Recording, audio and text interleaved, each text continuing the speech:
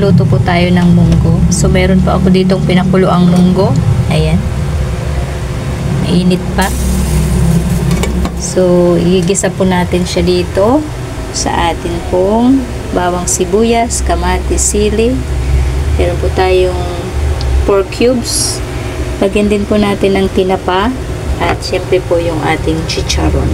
So, ito pong tinapa, galing po itong Quezon, kaya malasa po ito. So, hindi na ko po hihimayin dahil ang mga kakain naman po ay marurunong na po maghimay.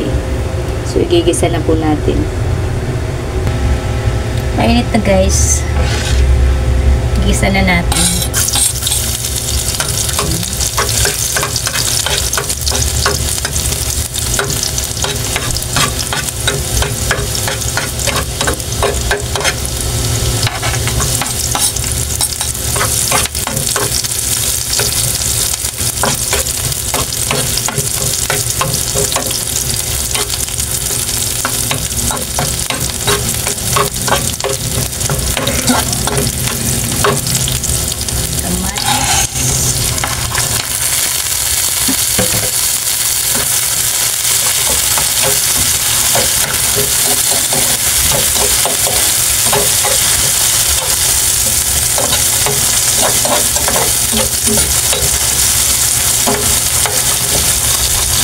Ilagay natin para lalong mabango.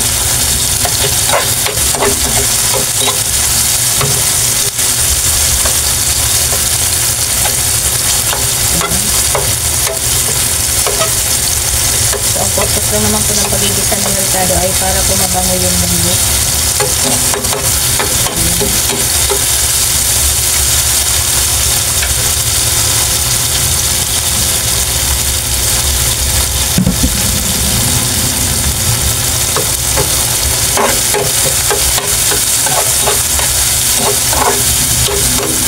Ayan, okay na. Lipat na natin itong ating munggo. Ayan guys. So, lagay na po natin ito. Ayan. Dito na natin siya pakukuluin. So, malambot naman na yung munggo. Lagay na po natin itong ating tinapa.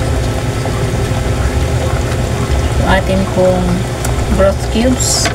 Siling green. Dagdagan po natin ng kaunting sabaw.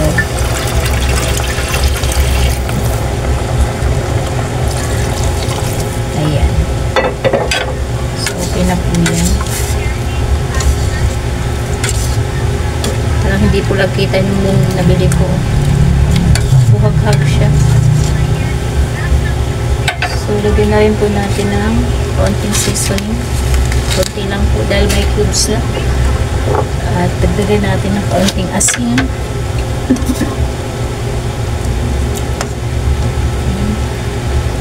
Wala po tayong mailalagay na gulay. Wala po tayong nabiling dahon ng ampalaya.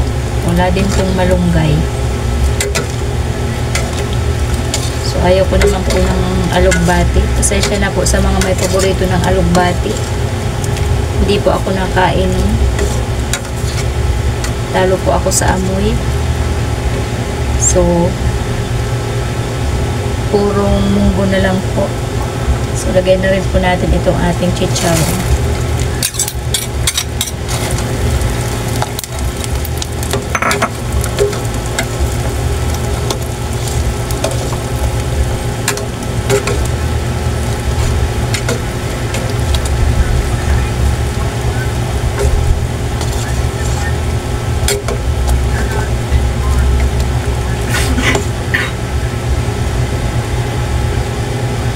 Natin guys.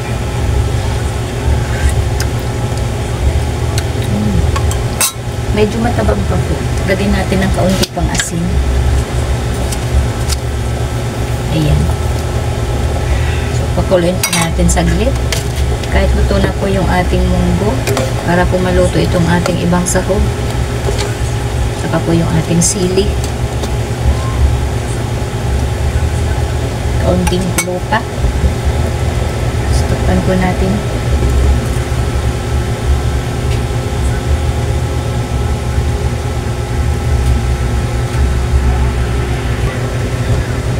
na natin. Wow. Luto na po yung ating munggo.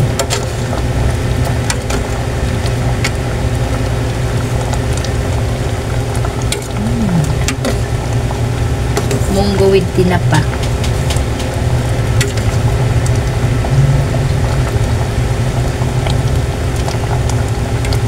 Guys, tikman na natin ulit. Pero parang gumanda po yung munggo. Parang lumagkit. Harap. Ang lasa po ng tinapa sa munggo. Masarap.